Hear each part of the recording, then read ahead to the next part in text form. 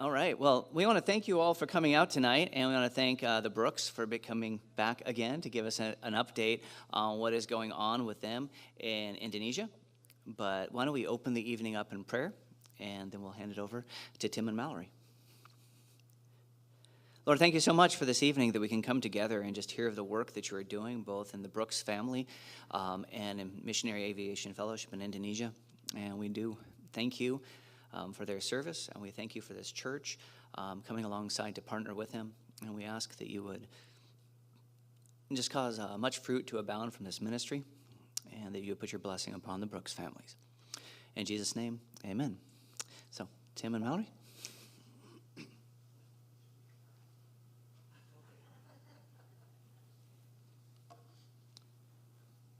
you want to hold it? No. Well, good evening. Thank you for coming out. As you guys know, or most of you know, we are Tim and Mallory Brooks. We serve with Mission Aviation Fellowship in Papua, Indonesia.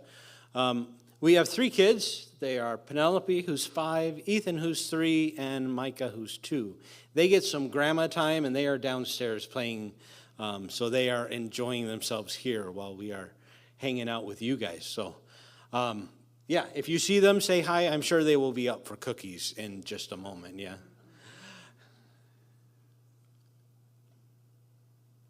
Wrong way. There we go. So we serve in Papua, Indonesia. Papua, or Indonesia, just a quick reminder, is just above Australia. Indonesia is comprised of 17,500 some odd islands. And we serve on one of the largest islands in the world. It's called New Guinea. We serve on the western half of New Guinea. We serve right in the middle of the island. We're about 120 miles from the ocean. So, big island, all sorts of things. The southern half of the island has a lot of swamps, a lot of water. The central, I should say, has a lot of mountains. They have mountains up to 14 and 15,000 feet. So if you imagine the Rockies, they're very reminiscent of the Rockies, except with jungle over them. So, that's where we live. We have one road to Wamena.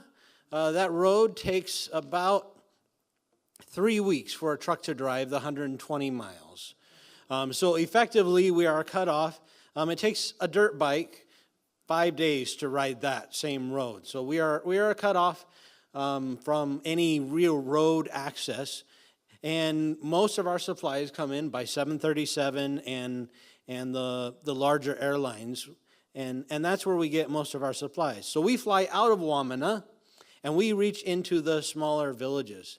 Now, Mission Aviation Fellowship, this year is their 80th year of being, it's their 80th anniversary. So our vision is to see people changed by the love of Christ. And how we do that, we want to see everyone around the world changed. And our focus is really with aviation and how we use aviation. And so our mission is we serve together to bring help, hope, and healing through aviation. So I like to use the picture of a body, and I like to say that we are the wrist. We are not necessarily the fingers in the villages, but we are facilitating getting those fingers where they need to go, and it's awful hard to get where we serve. So 2024 has just finished. Our statistics are not quite out, so I'm going to use some 2023 statistics because I like numbers. I'm sort of the technical-minded guy. Last year, or in 2023, we had 9 aircraft. That's the same this year. We flew over 50,000 passengers, over 3 million pounds of cargo. On average, a 1-hour flight saves about 5 days of travel. So just in Papua, we saved about 20,000 days of travel. Now, MAF has 39 aircraft all around the world serving in, I forget how many countries, 13 or 14 countries. And Papua does about half of the flights. So if you double all these numbers, that is about what MAF MAF US does on an annual basis. So, where do we fly? Well, we fly into airstrips. If you can't see the airstrip there, it's this light patch that is sort of going up at the angle. You'll see the village down in the bottom right-hand square, or right-hand corner, I should say, and the airstrip goes up the mountain. So this is a picture that I took as we were on approach into another airstrip. So we took a picture of this airstrip. It is up on the ridge, and we're actually going to dip down into a valley. And unfortunately, I didn't take a video of us landing, but I did take a video of us taking off. So we fly out of this airstrip. It takes 30 seconds to get from that airstrip to this airstrip where our video is playing right here. And on this airstrip, the pilot will do his checks, and then he'll turn here, and he'll line up on the runway, and you'll notice that it goes downhill right at a mountain. You also notice one thing you want to look for. There are two white 50-gallon barrels at the very end of the runway. You'll notice you cannot see them at this point. And if you look directly to the front and just to the right, just about where the two mountains meet, that's where that other airstrip is. So the pilot's going to do his last final checks here, and he's going to take off. There we go. The power pulls up. It is very helpful to take off going down here. Very helpful for stopping coming uphill. So it's a one-way airstrip. He's sort of bouncing around. You notice, and right about now you can see the end of the airstrip. So he's over halfway down the airstrip before he can see the end of the airstrip. Okay? If you remember the pictures were totally clear of clouds. These clouds came in within the last 20 minutes or so. So weather changes very quickly. And somewhere right about here, we are even with the other airstrip that I just showed you. Right? To get from the airstrip, the picture of the airstrip to the airstrip we just took off, that takes 2 days of walking. So it takes our airplanes 30 seconds to fly it. It takes 2 days of walking. That is how remote and rugged our planes are. Our pilots are some of the best in the world, and I get to help them out, and I get to facilitate them. I'm an aircraft mechanic, and what I do is my title is the Wamena Maintenance or Wamena Hangar Manager, Wamena Maintenance Manager. So I am overseeing Wamena as the maintenance manager. Wamena is a satellite base from Sentani. Sentani has about 5 full-time certified mechanics, about 12 helpers, and they have 2 parts room people. My base is just me and these 2 guys for full-time mechanics. And so if we have big stuff, that goes to Sentani. If we have little stuff, I like to take a lot of the little stuff off. That means we keep pretty busy because there's a lot of little stuff. We have 9 aircraft. Each aircraft is inspected every year, 4 times a year. So that's 36. Make sure I do my math. That is 36 times where we have inspections. Some of them are big, some of them are little. So we inspect the airplanes from tip-top, up and down. We inspect the engines. We inspect the wings. Here you can see me up on the wing. I am inspecting inside the gas tanks at this point. And really every single thing is inspected. I get some of the smaller inspections. That way the bigger team and the bigger group in Sentani can focus on more of the larger inspections, the more technical ones. So when I'm gone, I do have I have the national staff that are still there, and they keep the hangar running, although they aren't doing inspections and that type of thing. And we have about 4 we call them pilot mechanics. Their main role is flying, and then their secondary role would be mechanicking, and so they will come in and help. They are certified mechanics, and if they have a problem, they can keep the base up and running, but there are no inspections. So the bulk of the inspections while I'm here is down, or all the inspections while I'm here, is down in Centani, and so they shoulder that burden while I'm gone. Now, as you saw, that airstrip that we just took off from was a gravel airstrip, and sometimes it's good gravel. That airstrip was a great airstrip. The people had worked really hard to maintain that airstrip. But sometimes our airplanes pick up rocks. Sometimes they get holes in the airplane. They throw the rocks back. In this case, this is a hole in the back of the airplane. It's about 1 inch long, and if you have too many of these holes, then airplanes don't fly very well. They sort of, yeah. So even one is considered dangerous because it could seriously weaken things, weaken the structure. And so I actually repaired this one. I did not take a picture of the repair, although I should have. So while I'm doing repairs and I'm doing the inspections, every once in a while we also have something a little bit crazier show up. In this case, we had a bunch of bees that show up. The bees this airplane was sitting for about 20 minutes on the ground. It was all done flying for the day. And I had guys come over and say, hey, Tim, we got a problem. We got bees. We got lots of bees in the airplane. So how do you get bees out of the airplane? Well, we are not beekeepers. I am an aircraft mechanic. And bees and engines are not good. So, one of our guys actually suited it up in a raincoat, taped on some welding gloves, put a full, a face mask, a welding face mask over, and then swept out the bees with a broom and dustpan. No one got stung. We are fortunate for that. And it is great. I wish I could have had someone to capture these bees and give it a home, but alas, I didn't have anything, and we just had to get rid of them. So these bees actually stuck around. We quickly moved the airplane into the hangar. Those bees stuck around bothering other aircraft that we had out for another 24 hours. So about every time an airplane landed and stopped, I would go out with a can of spray and go spray the bees out of the airplanes. So, so that's sort of what I do. Along with that, I'm in charge of the parts room in Wamena. We have about 1,000 parts in Wamena.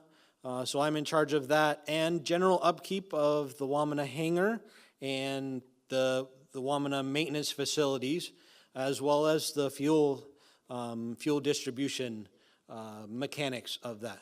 So that's sort of my role, but I'm not the only one. Mallory does a lot. While Tim is at the hangar fixing airplanes, I am home with our 3 kids. On the left is a picture of Penelope and Ethan and me with our friend Katina, and we are holding a noken that Katina made. It's a large bag that women carry in Papua, and she brought it to sell to us, and we actually have it on our table out there, so you can take a look and see how big it is and feel it. So women will use these large nokens to carry produce from their gardens or their babies or anything else, and they don't carry it on their shoulder like we would carry a bag. They carry it on their head, and it hangs on their back. So when she came over this day, she demonstrated with Penelope and Ethan. So she took our 5-year-old for a walk around our yard, and then the 3-year-old. She's a very strong woman. I would not be able to do that. But she comes on Saturdays to our MAF base, and we'll take market orders. So we tell her what fruit and veggies we want, and then she'll go to the market and bring it back to us. Another thing I do, I homeschooled Penelope. We did some preschool this past year. And another mom on our base, another MAFer, took our boys for an hour, and I took her 3-year-old and did some preschool with him and Penelope. They really enjoyed it and learned a lot. I really enjoyed it. So we're going to keep moving forward with homeschool as our kids get older. And here's just another picture of our kids. They are all very active and creative and silly and lots of fun. Here's a picture you can see on the left is an aerial shot of the MAF base in Wamena. There are 8 houses and 2 duplex apartments with a big field in the middle, and it has a playground, so our kids are safe to go out and play. Right now there are 14 other kids on base, ages 1 to 13, so our kids have lots of playmates, and they really enjoy it. We feel safe. Our team gets along well. One family is Dutch, and the rest of us are Americans. So we definitely have some minor team conflict, but overall we get along, and we really enjoy spending time with each other. And we become each other's family while we're there. So our kids call the other adults aunt and uncle. We are Uncle Tim and Aunt Mallory. And so it's just a real family feeling there on the mission field, and specifically with our team in Wamena. And then on the right, this is some of our team welcoming back one of our families from furlough. So you can see some of the kids, and we're happy to have our friends back. These are some ways that you can pray for us going forward. If you have been reading our newsletters lately, you know that we've been asking you to pray for a school teacher. There's a small missionary kid school in Wamena, and in the picture you can see our kids with Miss Sherry. She was there for the past 2 school years. She has 20 years of experience teaching in America and came to give us 2 years in Wamena. We loved her. Our kids loved her. The school kids loved her. She was a great fit. Then she decided to return to the States to be closer to her grandchildren, and left a huge hole. So now the school doesn't have a native English-speaking teacher to teach the older grades. Right now the school is teaching 1st through 3rd grade, and a young Indonesian woman is doing that. But it put a lot of our other families in a tough situation. They needed to decide if they were going to stay in Wamena and homeschool their upper elementary kids, or did they want to move to Sintani, where there is a school to serve them. And they all decided to stay. So there are multiple families who are homeschooling kind of unexpectedly. And so we're still praying for a teacher. If you know anyone who is a teacher and who might want to come serve in Wamena and be our neighbor, nudge them our way. We have some material out there on the table. But that's also something to keep in mind as you pray for missionaries anywhere. Every mission field, every organization I know of always needs teachers for the missionary kids. So that's something to keep in mind. You can pray for funding for our ministry. Right now we are fully funded, and we are grateful to EBC and those of you who support us individually. But as costs increase, then our support needs also increase. So if you would pray that God would provide for that increase that's coming this year. And you can pray for perseverance. We know that we are supposed to be in Wamena. We feel confident that we are doing what God has for us, but it is not without its challenges. So you can pray that we will persevere through the challenges and fix our eyes on Jesus and keep going. Wisdom in parenting. Parenting is really hard, and we have 3 very busy little ones, so you can pray for us as we parent and guide them. And then continued team health.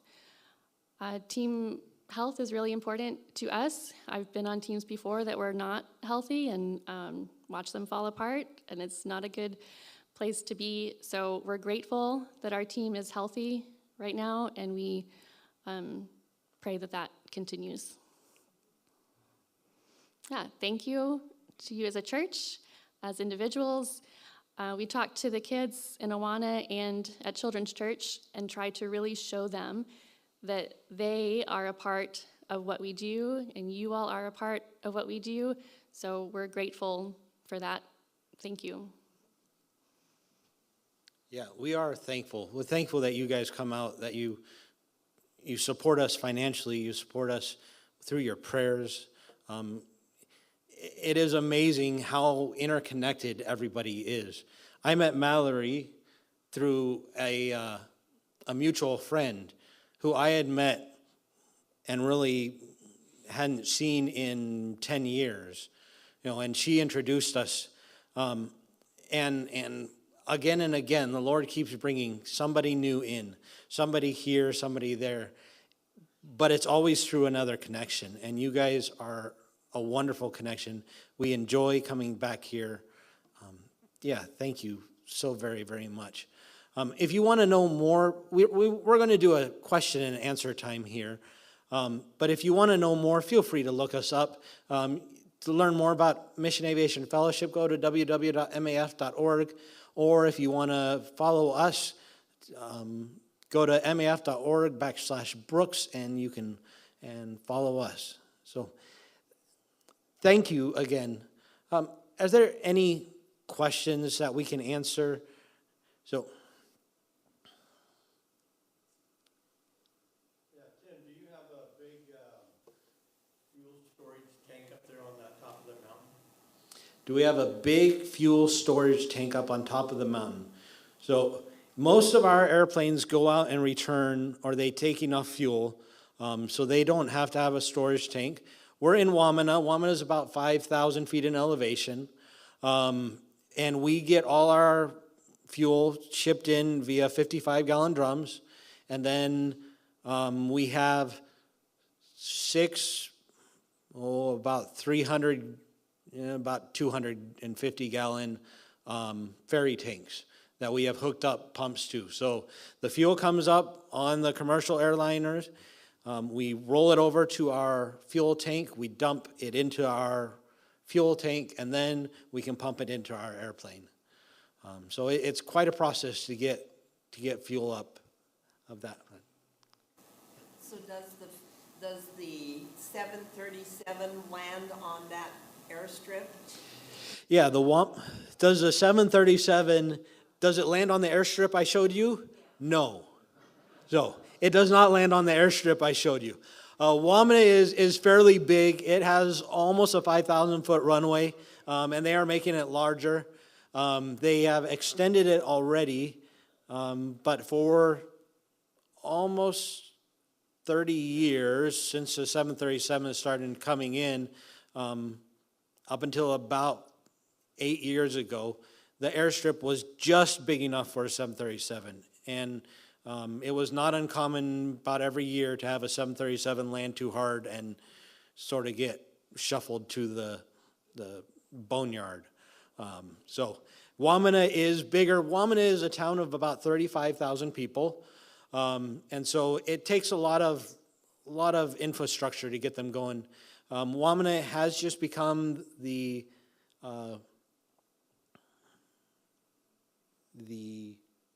capital. Wamena has just become the capital of a new province. So just this year it has become that.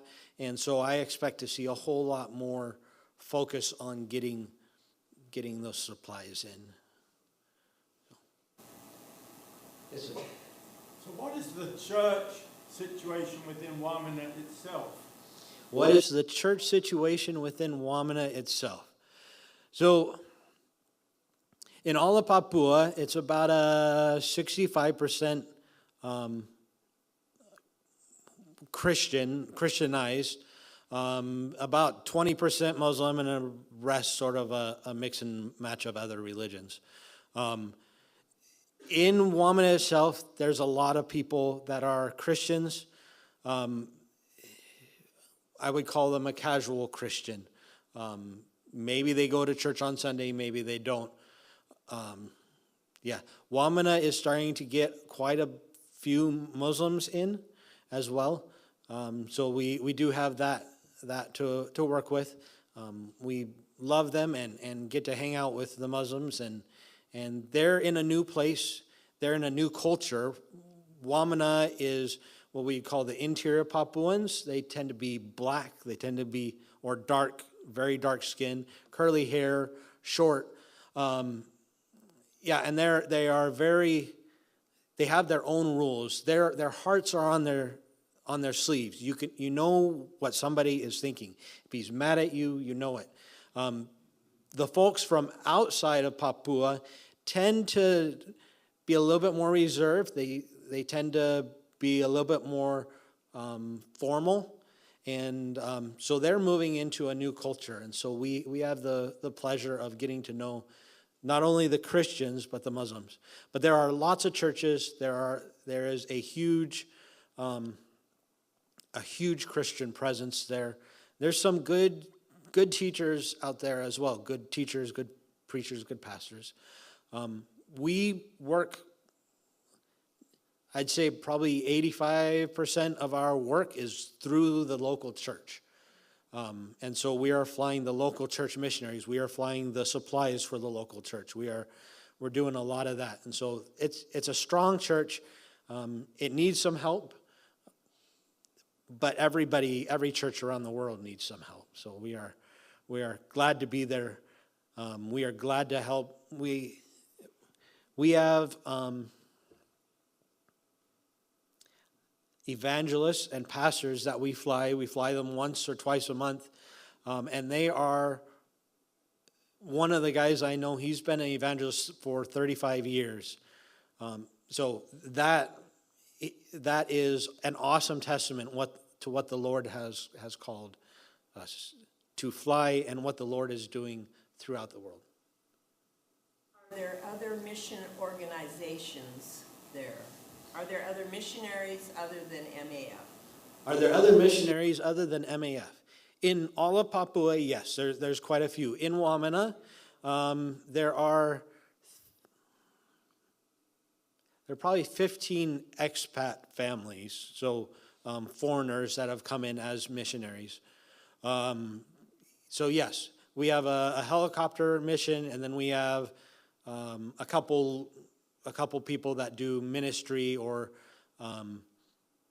translation, Bible translation, that type of thing.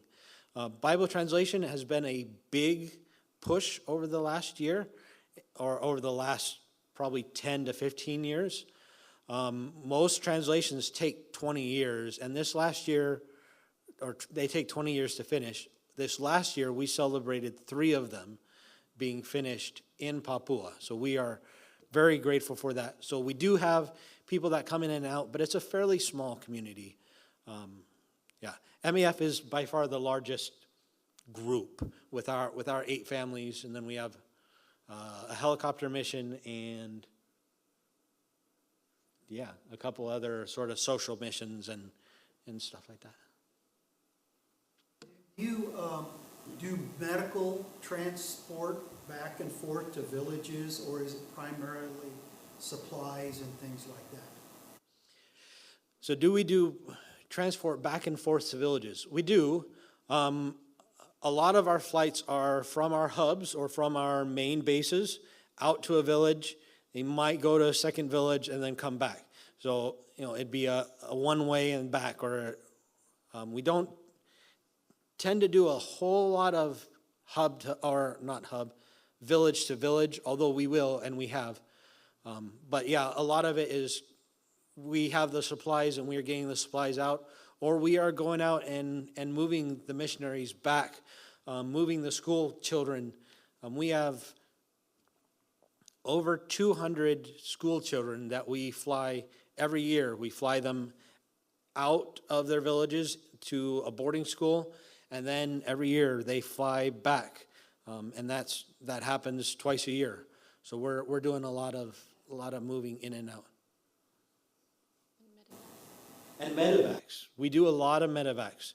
In all of Papua, I would guess that we do a medevac about once every other day.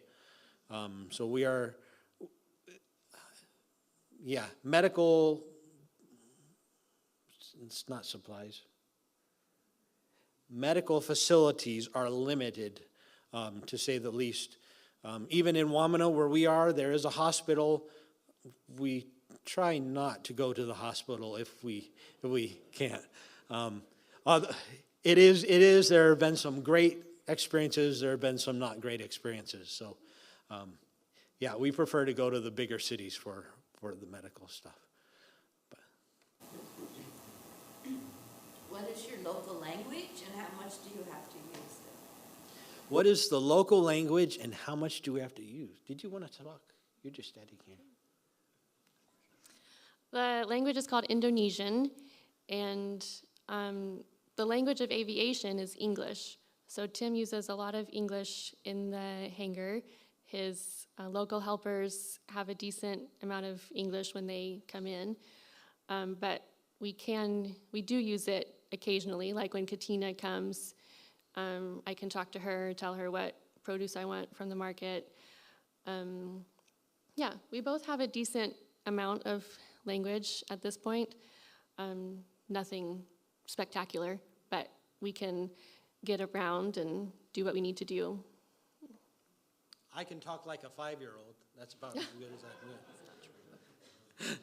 So Papua itself has 250 languages, and so we use the national language, Indonesian, to communicate. Yeah. Is there a missionary who's based at each of those runways that you land at? Is there a missionary that is based at each of the runways that we landed? No. Previously there was, and most of them, I'm talking in the 40s and 50s and 60s, well, really in the 50s and 60s, there was. But now most of that is done by the local church. The missionaries came in, they opened up, they preached the word, they started the work, which is great. They established churches, they established teachers, but there's not a Western missionary. But there's a church home at each of the runways. There may be or may not be. It depends on the runway now. So, and some villages will open up a church or open up a runway just for the financial aspect of it, right? If you, for example, the 2 runways, the one that we took off on the video and the one that's up on the ridge, that's a 2-day hike. That's a long ways to get axes or gasoline for your chainsaw or that type of thing. So if they can open up a runway, they will often try and do that. Sometimes it works, sometimes it doesn't. Usually they consult somebody, and we'll work at helping them open up that. So last year we opened up 3 new runways. In Papua, we fly almost 220 airstrips. So a lot of flying, a lot of little villages around. The 200 children that you transport, are those missionary children going to boarding school? Yeah, the 200 children that we transport, are they missionary children going to boarding school? No. So the schooling that is available in the villages is very lacking, or oftentimes very lacking. And so villagers will see the benefits of sending their children to school, and they will send their kids out. From first grade all the way through high school, they will send their kids out for boarding school. So those were just boarding school, those are just the local Papuans. I wasn't counting the missionary kids that are in there. So. What do you do on Sundays? What do we do on Sundays? Well, we have church. No. Local church that you attend or? Yeah, there are local Indonesian churches. We have chosen not to attend at this point. They start really early in the morning. They are super loud. They last for a long time. And there's no structure for the kids. And so the Indonesian kids are just running around doing whatever they want for the whole service. So we've chosen not to go that route at this point. There is an English-speaking church that meets on the MAF base, so we can walk out our front door and go to church right there. And then the missionaries just take turns finding or giving a sermon and singing some songs and working the sound board. Yeah.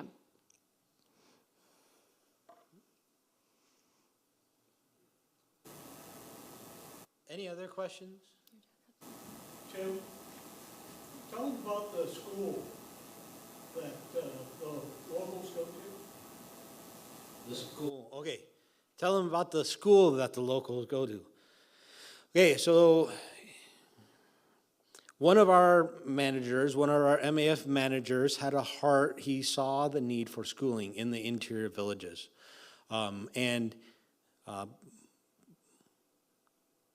Actually, just 14 years ago, they started a school in Sentani, which is our big city on the island, or not big city, but it's connected to the capital city of the island. So they started a school with another organization that's that has schooling and does a lot of nonprofit work. So they started this, and they started building the grades, and that school has grown exponentially. They have the 200 plus students in their classes. Out of that, they have also started planting schools into some of the villages, some of the key villages around. So right now, I believe they have 6 different schools in the interior villages, so the kids don't have to go to the boarding school. And so they are learning in a Christian school environment. And when they go into a village, they will start with grade 1. And so these kids have started learning to read and write from grade 1 when they're small, and every year they add another grade and another grade. So it was one of the visions of one of our leaders of MAF. He is still there, still working with the school, still providing guidance for the local MAF leadership there. It's a really fun ministry to be able to see these kids. And some of these kids have even come over and they've gone to Corman University. I know of at least 2 that have done that. Others have tried to go to Moody. I don't know if they got in or not. And there's others that are trying to get out and about, especially going to Bible colleges or technical colleges. And most of the kids, they want to go back and serve their communities. That is an amazing value when you can instill that value in somebody, and those schools are doing an awesome job. So, okay, if you have more questions, please come back and talk to us. We're going to have cookies and snacks and stuff out in the foyer. We're going to be out there. Please talk to us. If I say "huh" to you a lot, or what you say, it's because I can't hear. I lost hearing in my ear about 3 years ago, so please be patient with me. Yeah. Thank you so much for letting us come and talk and share, and we appreciate all you guys have done. So that's it.